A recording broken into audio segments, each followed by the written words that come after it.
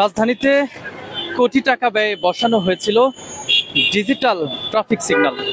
দর্শক, সেই সিগন্যালগুলি অচল অবস্থায় এভাবেই পড়ে রয়েছে।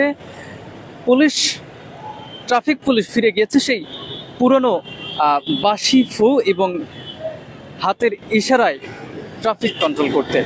অবস্থান করছি রাজধানীর ফার্মগেট এলাকায়। আপনাদেরকে দেখানোর চেষ্টা করছিলাম, এই যে দেখতে পাচ্ছেন এটি মূলত ডিজিটাল ট্রাফিক সিগন্যাল, যেটি দেশীয় পদ্ধতিতে অর্থাৎ বুয়েটের বিশেষজ্ঞরা এটি তৈরি করেছিলেন। রাজধানীর প্রায় 22টি মোড়ে এটি বসানোর কথা রয়েছিল। শুরুতে 4টি মোড়ে এটি বসানো হয়েছে। সেই 4টি মোড় হলো আপনার ফার্মগেট এলাকা এবং বাংলা মোটর, সোনাউগাঁও হোটেল মোড় এবং ইন্টারকন্টিনেন্টাল মোড়ে। শুরুতে 4টি এই ডিজিটাল ট্রাফিক সিগন্যাল বসানো হয়েছিল, তবে সেই সিগন্যালগুলি অকার্যকর অবস্থায় পড়ে রয়েছে। আমরা স্থানীয় যে সকল পুলিশ কর্মকর্তারা এদিকে ডিউটি করছেন তাদের কাছ থেকে জেনে নেওয়ার চেষ্টা করেছিলাম।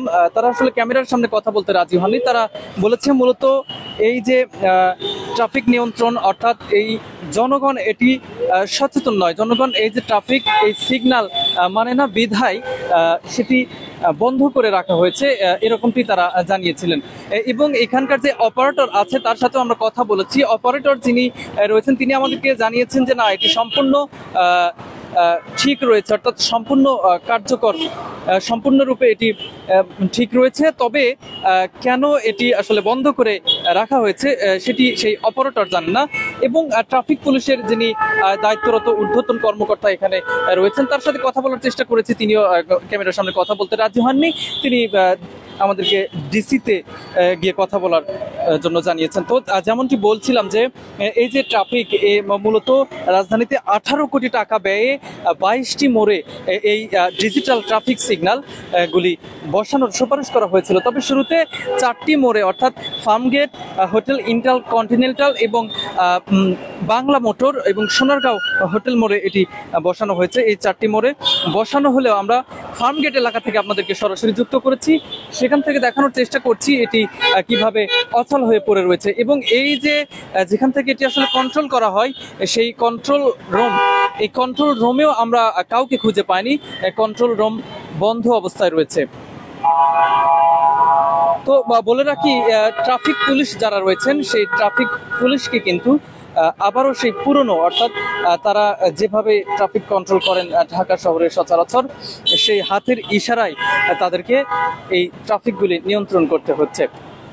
তবে প্রশ্ন আসলে থেকেই যায় জনসাধারণের কাছে। জনসাধারণের সঙ্গে কথা বলেছি, তারা আমাদেরকে যেমনটি বলেন যে তাহলে এই যে কোটি কোটি টাকা ব্যয় এগুলো আসলে বসানোর মানে কি। আমরা একজন সচেতন নাগরিকের সাথে কথা বলবো।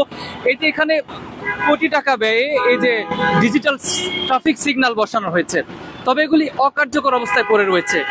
তো এটি আসলে কেন অকার্যকর হয়ে পড়ে রয়েছে, আর এটি আসলে থাকলে কি সুবিধা হবে? আমরা চাবো দ্রুত কার্যকর হোক, এটাই আমাদের প্রত্যাশা। দ্রুত কার্যকর হোক, ট্রাফিক সিগন্যালে যদি এটা থাকে দ্রুত কার্যকর হোক, এটা প্রত্যাশা করি। ধন্যবাদ।